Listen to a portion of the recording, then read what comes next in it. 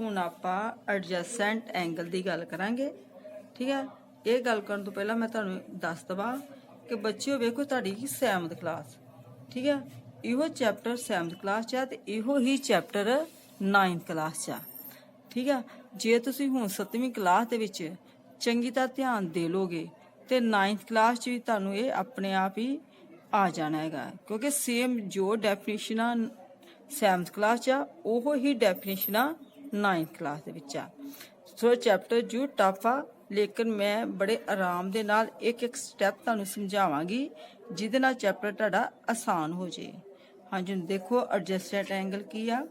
If they have a common vertex, common arm and their non-common arm are on the different sides of the common arm।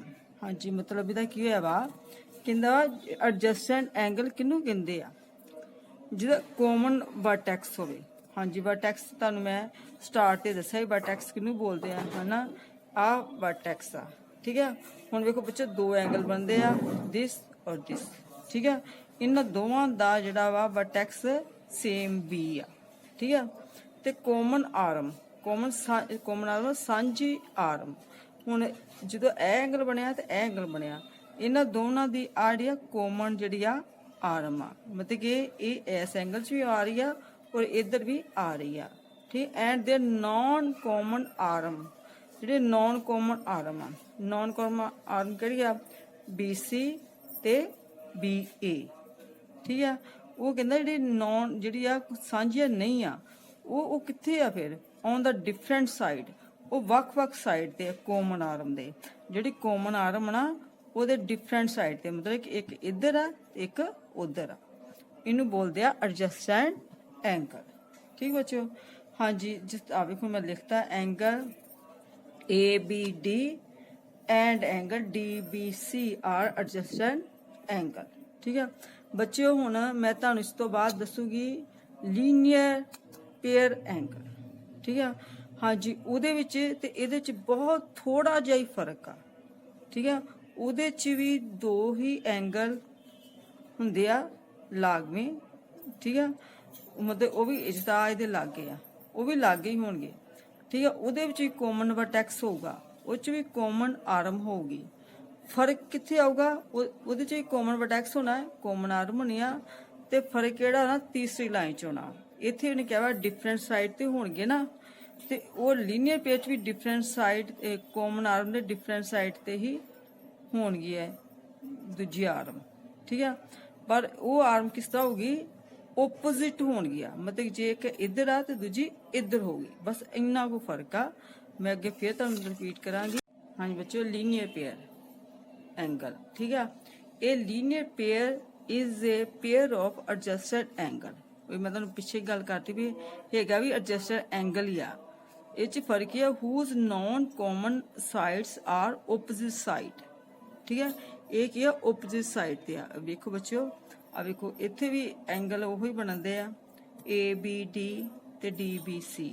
ਇਹਦੇ 'ਚ ਵੀ common ਆਰਮ ਹੈਗੀ ਆ, ਵੇਖੋ, ਤੇ common ਹੀ ਵਰਟੈਕਸ ਆ ਦੋਨਾਂ ਐਂਗਲਾਂ ਦਾ। ਠੀਕ ਹੈ, ਜਿਹੜੇ ਐਡਜਸਟਡ ਐਂਗਲ ਸੀ ਉਹ 'ਚ ਆਪਾਂ ਕਹਤਾ ਸੀ ਕਿ ਮਤਲਬ ਕਾਮਨ ਆਰਮ ਦੇ ਡਿਫਰੈਂਟ ਸਾਈਡ ਤੇ ਆ। ਇੱਥੇ ਕਹਿੰਦਾ ਵਾ ਓਪੋਜ਼ਿਟ ਸਾਈਡ ਤੇ, ਜਿੱਦਾਂ BC ਦੇ ਓਪੋਜ਼ਿਟ ਕੀ ਆ, BA। ਬਸ ਇੰਨਾ ਕੁ ਫਰਕ ਆ, ਬਾਕੀ ਵੀ ਐਡਜਸਟਡ ਐਂਗਲ ਵਰਗੇ ਹੀ ਹੈ। ਹਾਂਜੀ, ਇਹਨਾਂ ਨੂੰ ਤੁਸੀਂ ਪਲੱਸ ਕਰਕੇ ਵੇਖੋਗੇ ਨਾ, ਤੇ ਇਹਨਾਂ ਦਾ ਜਿਹੜਾ ਜੋੜ ਹੈਗਾ ਵਾ ਉਹ 180 ਹੀ ਬਣੂਗਾ। ਪਰ ਜਿਹੜੇ ਐਡਜਸਟਡ ਐਂਗਲ 'ਚ ਉਹ 'ਚ ਇਹ ਨਹੀਂ ਹੋਊਗਾ ਕਿ ਉਹ 180 ਹੀ ਬਣੇ। ਠੀਕ ਆ, ਹਾਂਜੀ, ਅਬ ਮੈਂ ਲਿਖਤਾ, ਹਾਂ ਬੱਚਿਓ, ਆ ਮੈਂ ਲਿਖਤਾ ਵਾ। ਠੀਕ ਆ, ਹੁਣ ਥੱਲੇ ਫਿਰ ਮੈਂ ਕਹਤਾ ਦਾ ਐਂਗਲ ਇਨ ਏ ਲੀਨੀਅਰ ਪੇਅਰ ਆਰ ਸਪਲੀਮੈਂਟਰੀ। ਠੀਕ ਆ ਬੱਚਿਓ, ਹੁਣੇ ਮੈਂ ਤੁਹਾਨੂੰ ਐਡਜਸਟਡ ਐਂਗਲ ਤੇ ਲੀਨੀਅਰ ਪੇਅਰ ਐਂਗਲ ਦੱਸਿਆ। ਠੀਕ ਆ, ਉਸ ਨੂੰ ਹੋਰ ਚੰਗੀ ਤਰ੍ਹਾਂ ਸਮਝਣ ਵਾਸਤੇ ਮੈਂ ਥੋੜਾ ਜਿਹਾ ਇਹ ਐਗਜ਼ਾਮਪਲਸ ਤੁਹਾਨੂੰ ਦੱਸ ਰਹੀ ਆ, ਤਾਂ ਕਿ ਤੁਹਾਨੂੰ ਹੋਰ ਚੰਗੀ ਤਰ੍ਹਾਂ ਸਮਝ ਆ ਜੇ। ਇਹ ਸਿਰਫ ਸਮਝਣੀਆਂ ਵਾ, ਇਹਨੂੰ ਕਾਪੀ ਤੇ ਨਹੀਂ ਉਤਾਰਨੀਆਂ। ਬਾਕੀ ਜਿਹੜਾ ਮੈਂ ਪਹਿਲਾਂ ਲੀਨੀਅਰ ਪੇਅਰ ਐਡਜਸਟਡ ਐਂਗਲ ਕਿਹਾ ਵਾ ਉਹਨੂੰ ਕਾਪੀ ਤੇ ਉਤਾਰਨਾ ਵਾ। ਠੀਕ ਆ, ਹੁਣ ਆ ਵੇਖੋ ਕੀ ਆ, 1 ਐਂਗਲ ਤੇ 2 ਐਂਗਲ। ਠੀਕ ਆ, ਇਹ ਵੇਖੋ ਕੀ ਆ ਕਾਮਨ ਆਰਮ ਆ, ਵਰਟੈਕਸ ਹੈਗਾ ਤੇ ਕਾਮਨ ਆਰਮ ਦੇ ਡਿਫਰੈਂਟ ਸਾਈਡ ਤੇ ਦੂਜੀ ਆਰਮ ਹੈਗੀ ਆ। ਇਹਦਾ ਮਤਲਬ ਕਿ ਐਡਜਸਟਡ ਐਂਗਲ ਆ। ਠੀਕ ਆ, ਹੁਣ ਇਹਦੇ ਚ ਇਹ ਚ ਫਰਕ ਵੇਖੋ ਕੀ ਆ, ਇਹ ਇਸ ਲਾਈਨ ਦੇ ਬਿਲਕੁਲ ਓਪੋਜ਼ਿਟ ਆ। ਠੀਕ ਹੈ, ਚੀਜ਼ ਸਾਰੀ ਉਹੀ ਚੀਜ਼ ਆ, ਤੇ ਇਹ ਕੀ ਬਣ ਗਿਆ, ਲੀਨੀਅਰ ਪੇਅਰ। ਠੀਕ ਹੈ, ਹੁਣ ਇਹਦੇ ਚ ਵੇਖੋ ਬੱਚੋ, ਆਪਾਂ ਕਿਹਾ ਸੀ ਨਾ ਕੋਮਨ ਆਰਮ ਹੋਵੇ। ਠੀਕ ਆ, ਇਹ ਕੋਮਨ ਇਹ ਐਂਗਲ 1 ਐਂਗਲ ਬਣਿਆ ਤਾਂ ਵੀ ਆਰਮ ਆ ਸੀ, 2 ਐਂਗਲ ਬਣਿਆ ਤਾਂ ਵੀ ਆਰਮ ਆ ਸੀ। ਪਰ ਇਹ ਜਿਹੜਾ ਵਾ ਇਹ ਨਾ ਤਾਂ ਲੀਨੀਅਰ ਪੇਅਰ ਐਂਗਲ ਆ ਤੇ ਨਾ ਹੀ ਐਡਜਸਟਡ ਐਂਗਲ ਆ। ਕਿਉਂ ਨਹੀਂ ਆ? ਕਿਉਂਕਿ ਇਹਨਾਂ ਦਾ ਵਰਟੈਕਸ ਸੇਮ ਨਹੀਂ ਆ। ਇਹਦਾ ਵਰਟੈਕਸ ਇੱਥੇ ਆ ਤੇ ਇਹਦਾ ਵਰਟੈਕਸ ਇੱਥੇ ਆ।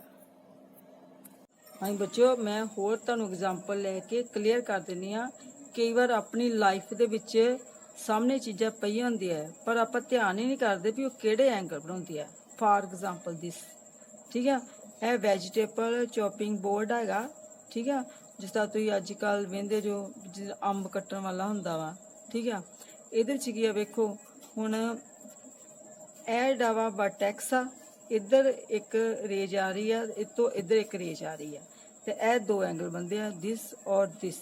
ਠੀਕ ਆ, ਇਹ ਕੀ ਬਣ ਗਿਆ ਸਾਡੇ ਕੋਲ, ਓਪੋਜ਼ਿਟ ਰੇ ਬਣੀ ਆ ਤੇ ਕੋਮਨ ਆਰਮ ਬਣ ਗਈ। ਠੀਕ ਆ, ਇਹ ਕੋਲ ਇਹ ਕੀ ਬਣੇ ਆਪਾਂ ਕੋ, ਲੀਨੀਅਰ ਪੇਅਰ ਬਣੇ।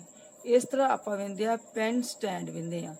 ਠੀਕ ਹੈ ਬੱਚਿਓ, ਆ ਪੈਨ ਆ ਇਦਾਂ, ਤੇ ਆ ਇੱਕ ਰੇ ਆ ਵਰਟੈਕਸ ਆ, ਇੱਕ ਰੇ ਇੱਧਰ ਜਾ ਰਹੀ ਆ, ਦੂਜੀ ਓਪੋਜ਼ਿਟ ਰੇ ਇੱਧਰ ਜਾ ਰਹੀ ਆ। ਠੀਕ ਆ, ਤੇ ਇੱਥੇ ਆ 2 ਐਂਗਲ ਬਣਦੇ ਆ। ਇਹ ਕਿਹੜੇ ਐਂਗਲ ਬਣਦੇ ਆ, ਲੀਨੀਅਰ ਪੇਅਰ। ਹਾਂਜੀ, ਜੋ ਥਰਡ ਵਰਟੀਕਲੀ ਓਪੋਜ਼ਿਟ ਐਂਗਲ। ਹਾਂਜੀ ਬੱਚੋ, ਇਹਦਾ ਮਤਲਬ ਕੀ ਆ, when 2 lines intersect, ठीक है, each other भी लिख सकते हैं, the vertically opposite angles so formed are equal। हाँ जी, मतलब की आ कि जो 2 लाइना इंटरसैक्ट कर दिया वा, ठीक है, तो उहदे वर्टिकली ओपोजिट एंगल जिहड़े आ वो इक्वल हुंदे आ। ਇਹ ਵੇਖੋ ਬੱਚਿਓ, ਅੱਗੇ ਮੈਂ ਤੁਹਾਨੂੰ ਡਾਇਗਰਾਮ ਬਣਾ ਕੇ ਚੰਗੀ ਤਰ੍ਹਾਂ ਦੱਸਣੀ ਆ। ਵੇਖੋ, ਲੈਟ L ਤੇ M, ਠੀਕ ਹੈ, 2 ਲਾਈਨਾਂ ਹੈਗੀਆਂ। ठीक है, भी 2 ਲਾਈਨਸ ਆ ਵਿਚ ਇੰਟਰਸੈਕਟ ਐਟ O, ਤੇ ਇਹ 2 ਲਾਈਨਾਂ ਇਹ O ਤੇ ਕੀ ਕਰਦੀਆਂ, ਇੰਟਰਸੈਕਟ ਕਰਦੀਆਂ। ਠੀਕ ਆ, ਤੇ ਇਦਾਂ ਕੀ ਆ, ਐਂਗਲ ਬਣ ਜਾਂਦੇ 1 2 3 4। ਠੀਕ ਆ, ਉੱਤੇ ਮੈਂ ਲਿਖਾਤਾ ਵੀ ਇਹ ਐਂਗਲ ਜਿਹੜੇ ਆ ਓਪੋਜ਼ਿਟ ਐਂਗਲ ਜਿਹੜੇ ਇਕੁਅਲ ਹੁੰਦੇ ਆ। ਹੁਣ ਇਹਦਾ ਓਪੋਜ਼ਿਟ ਕੀ ਆ, 2, ਮਤਲਬ ਇਦਾਂ ਕਰਨਾ 4 ਤੇ ਐਂਗਲ ਬਣ ਗਏ, ਪਰ ਇਕੁਅਲ ਕਿਹੜੇ ਆ, 1 ਜਿਹੜਾ 2 ਦੇ ਇਕੁਅਲ ਆ, 3 ਜਿਹੜਾ 4 ਦੇ ਇਕੁਅਲ ਆ। ਠੀਕ ਬੱਚਿਓ, ਹੁਣ ਤੁਹਾਨੂੰ ਇੱਕ ਮੈਂ ਪ੍ਰੈਕਟੀਕਲ ਕਰਕੇ ਵੀ ਦੱਸਣੀ ਆ। ਹਾਂਜੀ ਬੱਚਿਓ, ਜਿਸ ਤਰ੍ਹਾਂ ਮੈਂ 2 ਪੈਨ ਲੈ ਕੇ ਉਹ ਜੋ ਰਬੜ ਬੈਂਡ ਨਾਲ ਉਹਨਾਂ ਨੂੰ ਮੈਂ ਕੀ ਕੀਤਾ, ਇੰਟਰਸੈਕਟ ਕੀਤਾ ਵਾ। ਠੀਕ ਆ, ਹੁਣ ਤੁਸੀਂ ਵੇਖ ਰਹੇ ਹੋ ਨਾ, ਜਿੱਦਾਂ ਦੀ ਮੈਂ ਡਾਇਗਰਾਮ ਬਣਾਈ ਆ ਉਸੇ ਤਰ੍ਹਾਂ ਹੀ ਵੇਖੋ ਇੰਟਰਸੈਕਟ ਕਰਨ ਦੇ ਆ। ਇਸ ਤਰ੍ਹਾਂ ਕੀ ਐਂਗਲ ਬਣਦੇ ਆ, ਵਰਟੀਕਲੀ ਓਪੋਜ਼ਿਟ ਐਂਗਲ। 1 ਇੱਧਰ ਬਣੂਗਾ, 2 ਇੱਧਰ, 3 ਇੱਧਰ, 4 ਇੱਧਰ। ਠੀਕ ਬੱਚਿਓ, ਹੁਣ ਤੁਹਾਨੂੰ ਚੰਗੀ ਤਰ੍ਹਾਂ ਯਾਦ ਹੋ ਹੀ ਗਏ ਹੋਣਗੇ। ਇਹ ਐਂਗਲ ਇਹਦੇ ਇਕੁਅਲ ਹੁੰਦਾ ਹੈ, ਇੱਧਰਲਾ ਐਂਗਲ ਇੱਧਰਲੇ ਇਕੁਅਲ ਹੁੰਦਾ ਹੈ। ਹਾਂ ਬੱਚੇ, ਇੱਕ ਆਪਾਂ ਇੱਕ ਹੋਰ ਗੱਲ ਸਿੱਖਣ ਨੂੰ ਆਪਾਂ ਨੂੰ ਮਿਲੂਗੀ। ਕੀ ਮਿਲੂਗੀ? ਹਾਂਜੀ ਵੇਖੋ, ਇਸ ਤਰ੍ਹਾਂ ਹੀ ਰਬੜ ਬੈਂਡ ਆ। ਠੀਕ ਹੈ, ਇਹਨੂੰ ਮੈਂ ਜੇ ਇਸ ਤਰ੍ਹਾਂ ਕੇ ਰੱਖ, ਐ ਲੈ ਜਾ, ਤੁਸੀਂ ਕੀ ਵਹਿੰਦੇ ਪਏ ਜੋ? ਹੁਣੇ ਮੈਂ ਸਿਖਾਇਆ ਨਾ ਵੀ ਇਹ ਜਿਹੜੀ ਚੀਜ਼ ਆ ਵੇਖੋ, ਇਹਨੂੰ ਮੈਂ ਇਦਾਂ ਹੀ ਲੈ ਗਈ ਆ, ਹਨਾ। ਇਹ ਕੀ ਆ, ਕੋਮਨ ਆਰਮ। ਠੀਕ ਹੈ, ਤੇ ਓਪੋਜ਼ਿਟ ਰੇ। ਠੀਕ ਹੈ, ਇਦਾਂ ਕਰਨਾ ਮੈਂ ਤੁਹਾਨੂੰ ਕੀ ਪਿੱਛੇ ਦੱਸਿਆ ਸੀ ਕਿ ਇਦਾਂ ਕਰਨਾ ਕੀ ਬੰਦਾ, ਦੋਨਾਂ ਐਂਗਲਾਂ ਨੂੰ ਪਲੱਸ ਕਰ ਦਈਏ ਤੇ ਇਹ ਕੀ ਬਣਦਾ, ਲੀਨੀਅਰ ਪੇਅਰ, ਮਤਲਬ ਸਪਲੀਮੈਂਟ ਐਂਗਲ ਬਣ ਜਾਂਦਾ। ਸਪਲੀਮੈਂਟ ਐਂਗਲ ਮਤਲਬ 180 ਡਿਗਰੀ ਦਾ। ਜਿਹਦਾ ਮਤਲਬ ਜੇ ਮੈਂ ਇੱਥੇ ਕੋਈ 2 ਜਿਹੜੇ ਐਂਗਲ ਹੋਣ, ਇਹਨਾਂ ਨੂੰ ਮੈਂ ਪਲੱਸ ਕਰਾਂ ਤੇ ਕਿੰਨਾ ਬਣੂਗਾ, 180 ਡਿਗਰੀ। ਠੀਕ ਆ, ਹੁਣ ਮੰਨ ਲਓ ਕਿ ਮੈਨੂੰ ਇੱਕ ਐਂਗਲ ਗਿਵਨ ਆ, ਦੂਜਾ ਐਂਗਲ ਮੈਂ ਫਾਈਂਡ ਕਰਨਾ ਵਾ, ਤੇ ਜਦੋਂ ਮੈਂ 180 ਚੋਂ ਘਟਾ ਦੂਜਾ ਐਂਗਲ ਫਾਈਂਡ ਹੋ ਜਾਊਗਾ। ਠੀਕ ਆ, ਲੱਗ ਗਿਆ ਨਾ ਬੱਚਿਓ? ਮਤਲਬ ਕਿ ਵੇਖੋ, ਹੈਗਾ ਵਰਟੀਕਲੀ ਓਪੋਜ਼ਿਟ ਐਂਗਲ ਆ, ਮੈਂ ਉਹਨੂੰ ਕੁਝ ਛੇੜਿਆ ਨਹੀਂ ਆ, ਪਰ ਮੈਂ ਇਸ ਤਰ੍ਹਾਂ ਦੂਜਾ ਐਂਗਲ ਫਾਈਂਡ ਕਰ ਸਕਦੀ ਆ। ਹੁਣ ਮੈਂ ਅੱਗੇ ਉਹ ਕੁਐਸਚਨ ਨੂੰ ਮਤਲਬ ਵਧਾਇਆ ਵਾ, ਜਿਹੜੀ ਮੈਂ ਤੁਹਾਨੂੰ ਪ੍ਰੈਕਟੀਕਲ ਕਰਕੇ ਦਿਖਾਈ ਕਿ 180 ਬਣਦਾ ਵਾ। ਵੇਖੋ, ਆਪਾਂ ਵਰਟੀਕਲੀ ਐਂਗਲ ਆ ਗਿਆ ਸੀ ਕੀਤਾ ਸੀ ਨਾ, ਇਦਾਂ ਕਰਕੇ। ਠੀਕ ਬੱਚਿਓ? ਹਾਂਜੀ, ਇਸ ਤਰ੍ਹਾਂ ਕੀਤਾ ਸੀ ਤੇ ਆਪਾਂ ਨਾਂ ਰੱਖਿਆ ਸੀ, ਇਹਦਾ ਨਾਂ L, ਇਹਦਾ ਕੀ ਰੱਖਿਆ ਸੀ M, ਔਰ O ਤੇ ਕੱਟ ਕਰਨ ਦਿਆ 1 3 2 ਤੇ 4 ਠੀਕ ਹੈ ਬੱਚੋ। ਆ 4 ਐਂਗਲ ਬਣਦੇ ਸੀ। ਆ ਰੇ ਬਣਾਉਣੀ ਹੁੰਦੀ ਜ਼ਰੂਰੀ ਹੁੰਦੀ ਹੈ ਬੱਚੋ ਠੀਕ ਹੈ। ਹਾਂਜੀ ਹੁਣੇ ਮੈਂ ਤੁਹਾਨੂੰ ਪ੍ਰੈਕਟੀਕਲ ਕਰਕੇ ਦਿਖਾਇਆ ਨਾ ਵੀ ਇਸ ਤਰ੍ਹਾਂ ਕਰਕੇ ਆ ਵੇਖੋ ਇੱਥੇ ਆਪਾਂ ਹੱਥ ਰੱਖ ਲਿਆ ਠੀਕ ਆ। ਤੇ ਆ ਕਿਹੜਾ ਲੀਨੀਅਰ ਪੇਅਰ ਐਂਗਲ ਬਣ ਗਿਆ। ਇੱਕ ਰੇ ਇੱਧਰ ਜਾਂਦੀ ਦੂਜੀ ਦੇ ਓਪੋਜ਼ਿਟ ਜਾਂਦੀ। ਲੀਨੀਅਰ ਪੇਅਰ ਕਿਹੜਾ ਹੁੰਦਾ 180 ਡਿਗਰੀ ਠੀਕ ਹੈ। ਤਾਂ 1 ਤੇ 2 ਨੂੰ ਐਂਗਲ ਨੂੰ ਪਲੱਸ ਕਰਕੇ 180 ਡਿਗਰੀ ਲਿਖਤਾ ਲੀਨੀਅਰ ਪੇਅਰ ਠੀਕ ਹੈ। ਇਹਦਾ ਮਤਲਬ ਜੇ ਮੈਨੂੰ ਇੱਕ ਐਂਗਲ ਦਿੱਤਾ ਹੋਵੇ ਦੂਜਾ ਐਂਗਲ ਪਤਾ ਕਰਨਾ ਹੋਵੇ ਤੇ ਮੈਂ ਆਪਾਂ ਇਹਨੂੰ ਇੱਧਰ ਲੈ ਜਾਾਂਗੇ ਤੇ ਇਹ 1 ਐਂਗਲ ਆ ਜਾਊਗਾ ਠੀਕ ਆ। ਇਸੇ ਤਰ੍ਹਾਂ ਹੀ ਇਹਦਾ ਸੀ ਜਿੱਦਾਂ ਮੈਂ ਹੁਣ ਇੱਥੇ ਹੱਥ ਰੱਖਿਆ ਤੇ ਆ ਕੀ ਬਣ ਗਿਆ ਲੀਨੀਅਰ ਪੇਅਰ। ਇਹਨਾਂ ਦਾ ਜੋੜ ਕਿੰਨਾ ਆ ਗਿਆ 180 ਡਿਗਰੀ ਠੀਕ ਹੈ ਬੱਚੋ। 2 ਤੇ 4 ਸੀ ਨਾ ਐਂਗਲ ਤੇ ਇਹਦਾ ਮਤਲਬ ਕਿ ਇਹ ਕਿੰਨਾ ਤੁਹਾਡੇ ਕੋਲ ਆ ਜਾਊਗਾ 4 ਐਂਗਲ ਬਣ ਜਾਊਗਾ। 4 = 180 ਡਿਗਰੀ -2 ਲੀਨੀਅਰ ਪੇਅਰ।